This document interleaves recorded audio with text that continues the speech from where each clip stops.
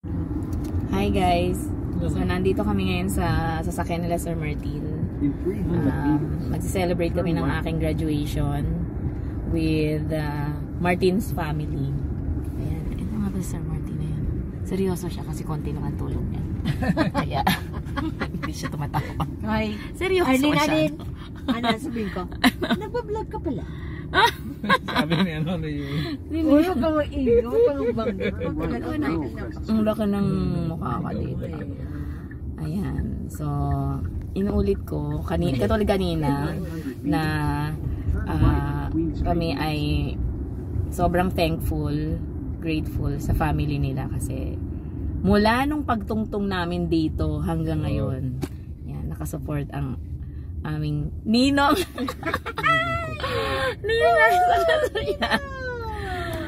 Ninong namin sa kasal yan, lagi namin tinitake yung kanyang mga advice. Ano pa kaya at naging ninong siya? Oo, so yun ang role niya. Yan ang yan ang model na ninong na dapat tularan ng mga ninong baka dyan. baka may kumuha ulit. May kukuha ulit dyan kasi ninong ng bayan.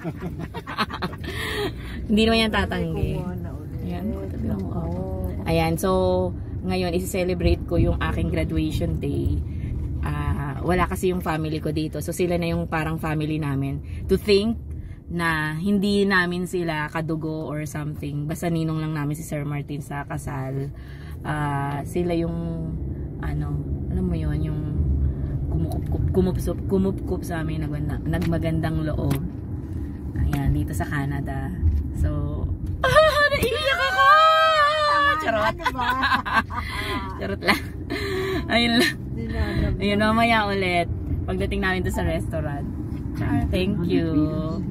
Use the right lane to turn right.